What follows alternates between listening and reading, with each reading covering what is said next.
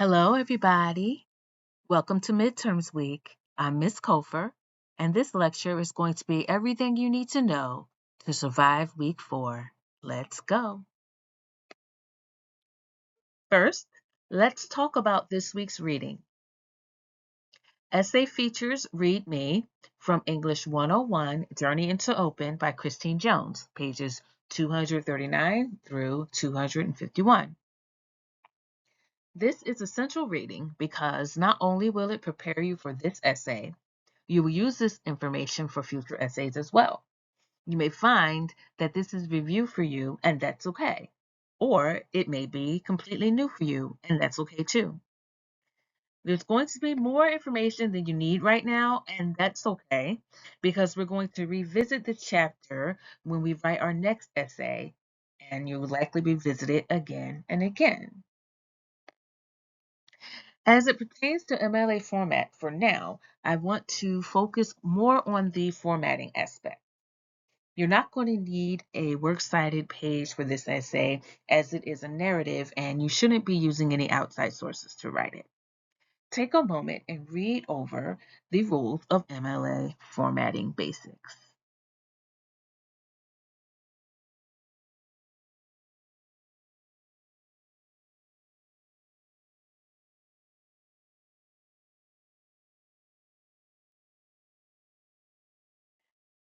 Now let's move on to my favorite part, your literacy narrative. Let's do a quick recap of the instructions. So, a literacy narrative is an autobiographical essay that focuses on experiences with language. This can be learning to read or write, speaking different versions of a language in different settings, listening, observing, or storytelling. It could be family or school influences on communication. The requirements for this essay are 2 to 3 pages, approximately 750 words. Format needs to be typed, double-spaced, MLA format. The genre is narrative nonfiction, and your point of view should be first person. One of the most important aspects of this essay is the thematic focus. Remember that these essays are stories first, but they must also include reflection and insight. So you're going to explore 2 themes. One theme is inspired by mother tongue, and one theme inspired by one writer's beginnings.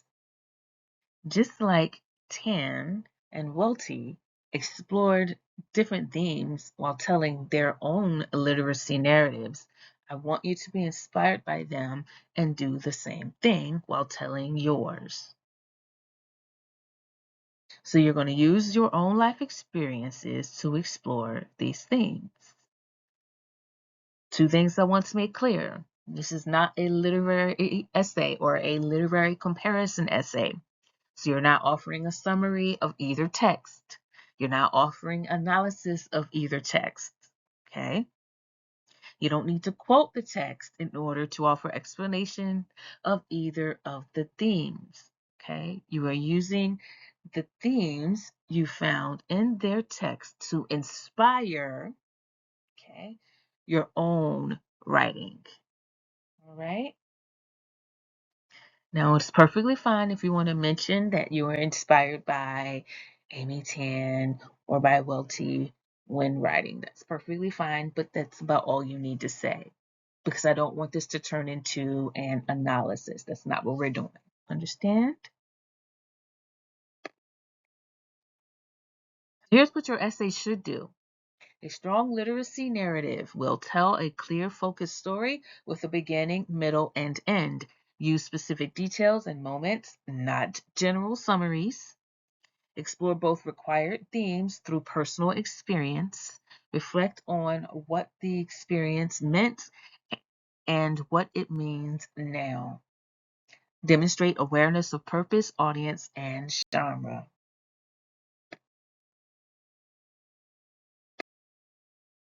Let's take a look at the rubric part by part. Pay attention because this is the criteria by which I'm going to be grading you. For the sake of time, I'm going to focus on the left column because that's how you're going to get your A. Your thesis should be well written and establish an organizing principle for the literacy narrative. It should be the last sentence of the first paragraph.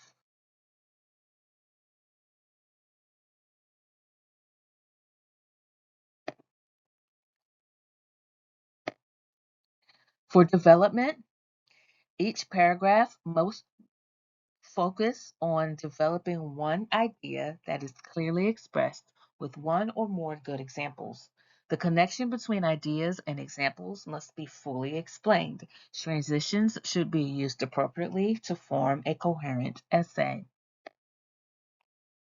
For genre, you must provide a thoroughly developed plot line, including conflict, character, and setting.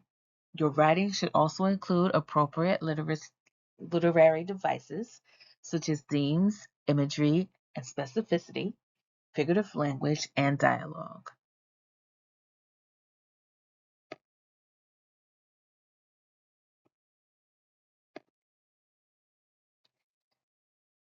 There should be no errors in grammar, spelling, punctuation, or diction. However, I want to be clear that you should be using spell check and grammar check only. You should not be copying and pasting your document into an AI editor to revise or rewrite your essay.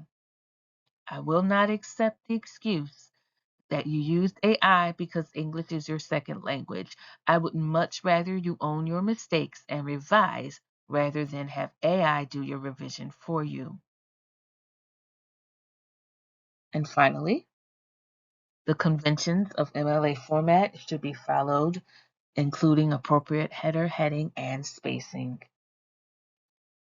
Finally, if you need help, please visit the Writing Center during walk-in hours or by appointment, or you can come see me during office hours as a walk-in or by appointment.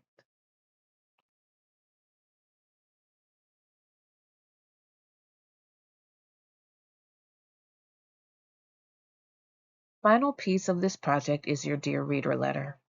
In lieu of a regular discussion post, you're going to write and respond to each other's Dear Reader letters. Let's talk about what this is. Basically, the Dear Reader letter is a preface, which is a preliminary statement or essay introducing a text that explains its scope, intention, or background, and is usually written by the author. Your preface to the literacy narrative will be written in the form of a letter to the reader. This is an opportunity for you to reflect upon and share your writing process. It also gives your reader a context for understanding your paper.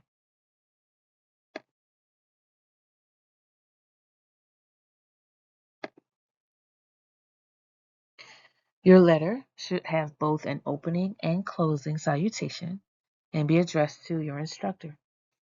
It should also provide a 1 to 2 sentence description or summary of your essay and then go on to answer the following questions in paragraph form. What is the purpose of your essay? What are the strengths of your literacy narrative and what are its problems? What were the challenges you encountered writing the literacy narrative and how did you address them? If you had 2 more days to revise the literacy narrative, what additional changes would you make and why? What did you learn about your own writing habits and yourself as a writer while writing this essay?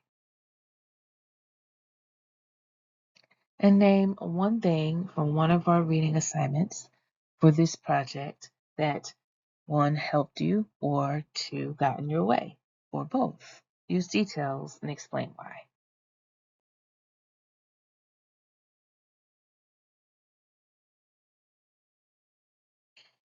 This is the rubric by which I'm going to be grading your Dear Reader letter.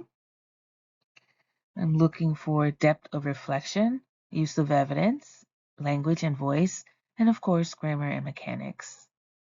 I'll pause here so that you can take a look at the rubric.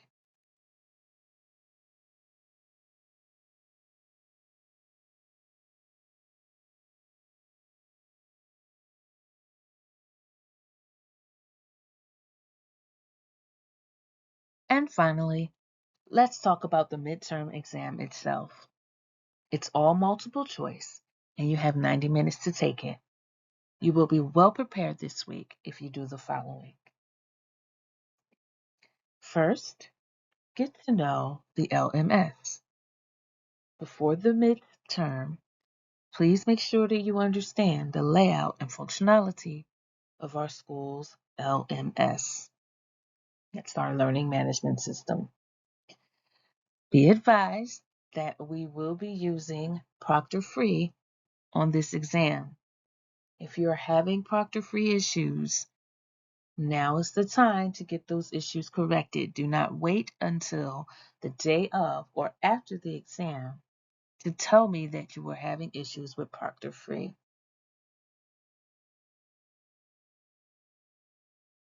Review the exam format. As I said, it's going to be all multiple choice and it's going to be chronological as well from what we talked about first until what we talked about last. Create a study schedule. Break down your materials into manageable chunks and set aside specific times to study each topic. This will prevent cramming and promote better information retention. Use various resources. One of the resources that you can use is going to be created in class by yourself and your classmates. We're going to be creating a study guide, and it will behoove you to actually review them.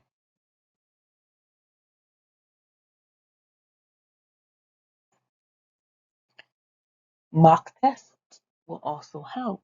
This will also be a part of the study guide package that we're going to create. You're going to want to designate a distraction-free space. Okay? You want a quiet, well-lit spot for studying and taking the exam. Make sure that you have a comfortable chair and table and everything that you need in order to take this test. To reiterate, make sure your technology is working and up to date. Make sure Proctor Free is working on your computer. And finally, stay calm. Keep calm and test on. Take a few deep breaths. Remember, it's okay to be nervous, but maintaining a calm mindset can help you think more clearly.